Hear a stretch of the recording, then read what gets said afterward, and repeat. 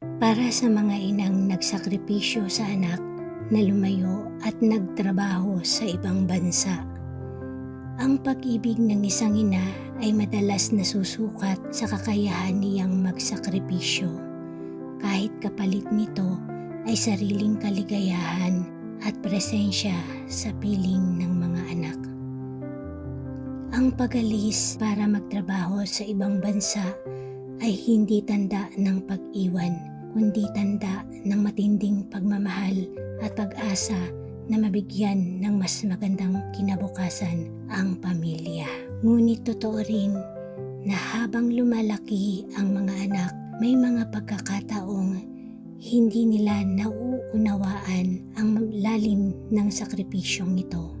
Ang puwang na nalilikha sa pagitan ay maaaring mapuno ng maling akala, tampo at minsan ay galit. Sa ganitong pagkakataon, mahalagang alalahanin ng isang ina na ang kanyang halaga at pagmamahal ay hindi nasusukat lamang sa pagtanggap o pasasalamat ng tao, kundi sa katotohanang ginawa niya ang tama sa harap ng Diyos. Sa halip na mabalot ng lungkot, ipagpasalamat sa Panginoon ang lakas at tapang na kanyang ibinigay upang mapagtagumpayan ang hirap at distansya.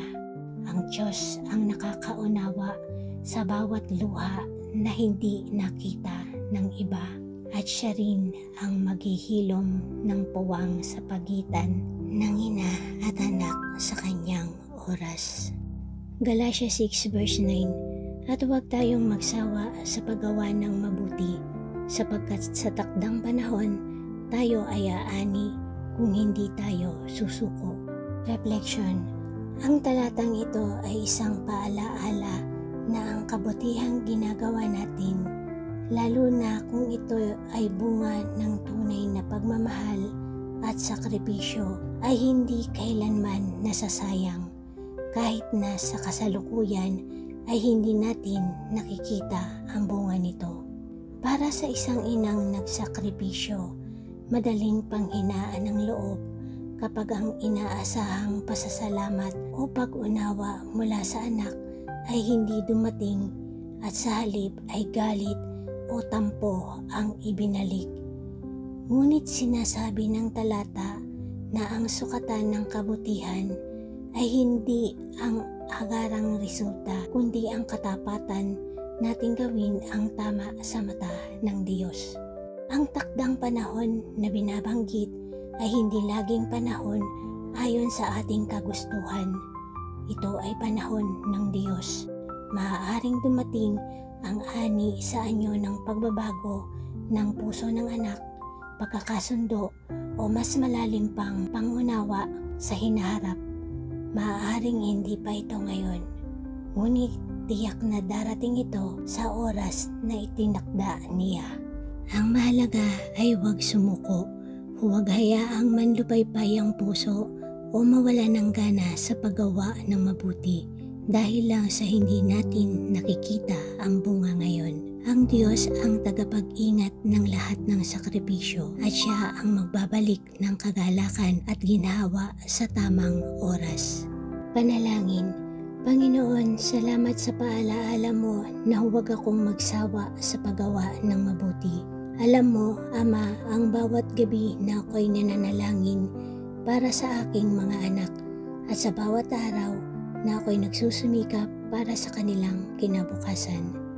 Sa mga panahong hindi ko nakikita ang bunga ng aking pagsasakripisyo, palakasin mo ang aking puso at ipaalaala mo na may takdang panahon para sa lahat ng bagay. Tulungan mo akong mapatuloy sa pagmamahal kahit walang kapalit at manatiling matatag kahit may mga sugat ang damdamin. Ikaw, Panginoon, ang aking gantimpala at sa iyo ko isinusuko ang lahat ng pagod, lungkot at pangamba.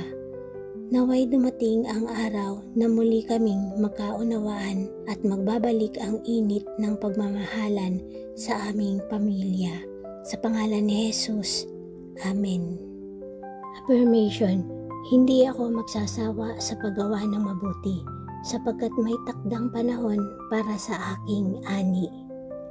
Ang bawat sakripisyo ko ay nakikita at pinapahalagahan ng Diyos. Pinipili kong magpatuloy sa pagmamahal kahit walang kapalit dahil ito ang itinuro ni Kristo. Ang Diyos ang aking lakas at Siya ang maghihilom ng anumang puwang sa aming pamilya. Naniniwala ako na sa tamang panahon, ibabalik ng Diyos ang kagalakan at pagkakasundo sa aming tahanan. Para sa mga anak, minsan madaling isipin na ang pag-alis ng isang magulang, lalo na ng ina, ay tanda ng paglayo o pagpapabaya. Ngunit sa mata ng isang ina, ang pag-alis ay isang mabigat na desisyon na puno ng luha at dasal. Ang bawat oras na malayo siya ay oras na ninanais niya sanang kasama ka. Ngunit pinili niyang magtiis upang matugunan ang pangangailangan mo. Para sa mga anak, maaaring ang paggawa ng mabuti ay hindi lang sa pagtulong o pag-aaral ng mabuti, kundi sa pagbibigay ng pangunawa at pagpapatawad. Kung minsan, ang pinakamabuting magagawa natin para sa ating mga magulang ay buksan ang puso at isip upang makita ang sakripisyo nila mula sa pananaw ng pagmamahal. Hindi lahat ng kabutihan ay agad nating mauunawaan. May mga desisyon ng ating mga magulang na sa simula ay tila masakit, ngunit sa paglipas ng panahon ay makikita natin ang kabutihang dulot nito.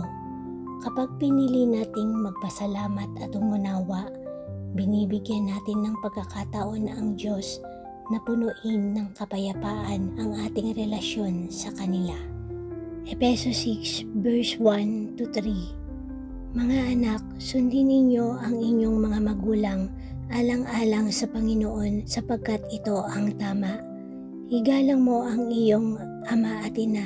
Ito ang unang utos na may pangako upang gumanda ang iyong buhay at ikaw ay tumagal sa ibabaw ng lupa. Reflection. Ang pagsunod at paggalang sa magulang ay hindi lamang mabuting asal, kundi isang utos mula sa Diyos na may pangako ng pagpapala. Kapag pinipili nating igalang at unawain ang ating mga magulang, kahit hindi natin lubos na uunawaan ang lahat ng kanilang desisyon, pinapakita natin na mahal natin sila at sumusunod tayo sa kalooban ng Panginoon. Ang isang ina na naglakbay at nagsakripisyo para sa kinabukasan ng anak ay hindi nagkulang sa pagmamahal. Madalas, mas lalo pa niyang pinatunayan ito. Ang pagbibigay galang at pagpapasalamat sa Kanya ay hindi lamang nagpapanatili ng magandang relasyon, kundi nagbubukas din ng pintuan para sa pagpapalang ipinangako ng Diyos. Kapag nalayo ang loob ng anak sa ina dahil lumaki siyang walang nakaagapay na magulang, natural lamang na maramdaman niya ang sakit, kawalan at minsan ay galit o sama ng loob. Ang kakulangan sa oras, presensya at emosyonal na suporta ay maaaring maging malalim na sugat sa puso. Ngunit mahalagang maunawaan ng anak na ang buhay ng magulang ay puno rin ng sariling pakikibaka, mga sakripisyo, paghihirap at mahihirap na desisyon. Hindi lahat ng hindi naibigay ay dahil sa kakulangan ng pagmamahal. Madalas ito ay bunga ng limitasyon ng sitwasyon, kahirapan o pangangailangang hindi maiiwasan. Sa kabilang banda, ang pananagutan ng anak ay hindi manatiling magbitbit ng galit o sama ng loob sapagkat ito'y magdudulot lamang ng mas malalim na sugat sa sariling puso. Ang tunay na paglaya at paghilom ay nagsisimula sa pagtanggap sa mga limitasyon ng nakaraan at pagpapasyang hindi ipagpatuloy ang siklo ng sakit. Ito ay hindi nangangahulugang binabaliwala ang sakit na naranasan, kundi kinikilala ang katotohanan at binubuksan ang puso para sa kapatawaran, kapwa sa ina at sa sarili. Sa ganitong paraan, nagkakaroon ng espasyo para sa paglago, pag-unawa at posibilidad ng muling pagkakabuo ng relasyon kahit sa ibang anyo ito maganap. Panalangin. Panginoon, salamat sa aking ina na nagsakripisyo at nagpakahirap para sa aming kinabukasan. Inaamin ko may mga sugat akong dala mula sa mga oras na hindi siya nakasama at minsan ay nahirapan akong umunawa. Patawarin mo ako kung sa halip na magpasalamat ay nagkulang ako sa paggalang at pagpapahalaga. Tulungan mo akong makita ang kanyang mga ginawa bilang tanda ng pagmamahal kahit hindi ito laging sa paraang inaasahan ko. Palambutin mo ang aking puso upang magpatawad at magpasalamat. Tulungan mo rin akong itama ang aking isip at damdamin upang masunod ko ang iyong utos na igalang ang aking mga magulang at maranasan ang pagpapalang ipinangako mo. Sa pangalan ni Jesus. Amen. Affirmation. Pinipili kong magpatawad at magpasalamat sa aking ina. Nakikita ko ang kanyang mga sakripisyo bilang tanda ng pagmamahal. Pinipili kong igalang at mahalin siya ayon sa kalooban ng Diyos. Sa tulong ng Diyos, pinapalaya ko ang aking puso mula sa galit at sama ng loob. Naniniwala ako na ang aming relasyon ay maaari pang gumaling at tumibay. Ang puso ng isang ina ay parang lupa na handang magsuporta at magbigay kahit walang kapalit. Ngunit totoo, may mga pagkakataon na ang mga anak ay hindi nakikita ang pagod, sakripisyo at bigat ng pinagdadaanan ng magulang. Kapag hindi nila nakuha ang inaasahan, iniisip nilang kulang ang pagmamahal. Samantalang ang totoo, ang ina ay nagsusumikap sa abot ng kanyang kaya. Dito mahalaga ang ina ay patuloy na humugot ng lakas sa Diyos dahil siya ang tunay na nakakakita ng lahat ng pagod, luha at kabutihang ginagawa sa kabila ng limitasyon. Panalangin. Amang nasa langit, ikaw ang nakakakita ng lahat ng sakripisyo ko para sa aking mga anak. Sa tuwing mabibigatan ang puso ko sa kanilang mga salita at maling pag-aakala, tulungan mo akong magpatawad at magpatuloy sa pagmamahal. Bigyan mo ako ng lakas upang manatiling mahinahon at matatag kahit hindi nila ako nauunawaan. Naway makita nila balang araw ang tunay na dahilan ng aking mga ginawa, ang pag-ibig. Amen. Affirmation.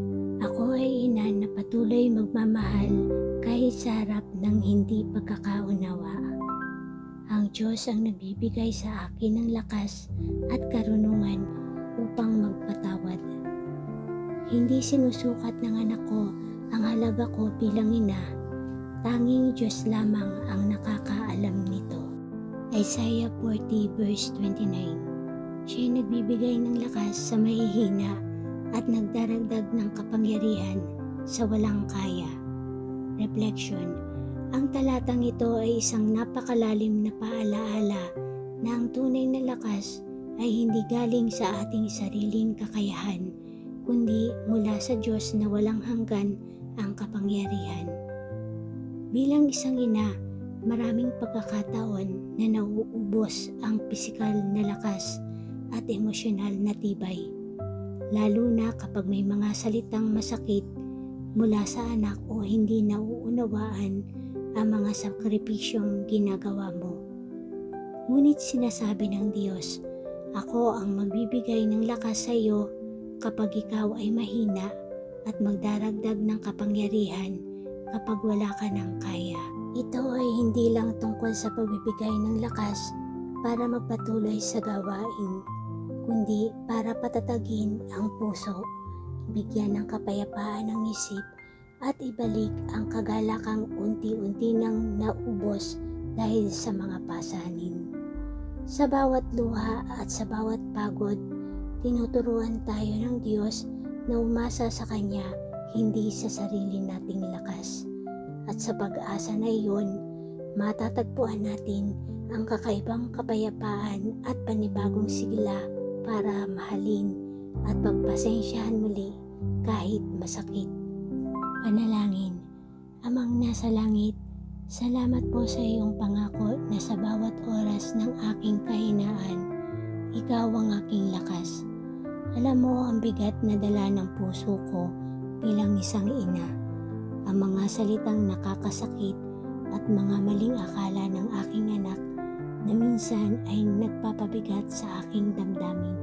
Panginoon, punuin mo ako ng iyong kapayapaan at tiyaga.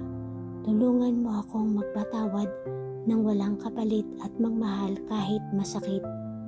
Iangat mo ang aking espiritu at palitan mo ang aking pagod ng panibagong sigla. Salamat dahil sa iyo, hindi ako nauubusan ng lakas, pag-ibig at pag-asa. Sa pangalan ni Jesus. Amen. Affirmation. Pinipili ko magpatawad at magmahal gaya ng pagmamahal ng Diyos sa akin. Ang lakas ko ay hindi galing sa akin, kundi sa Diyos na nagbibigay sa akin ng bagong sigla araw-araw.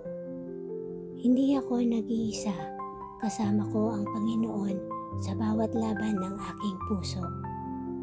Kaya ko magpatuloy ng may pag-ibig at pasensya sapagkat ang Diyos ang aking sandigan.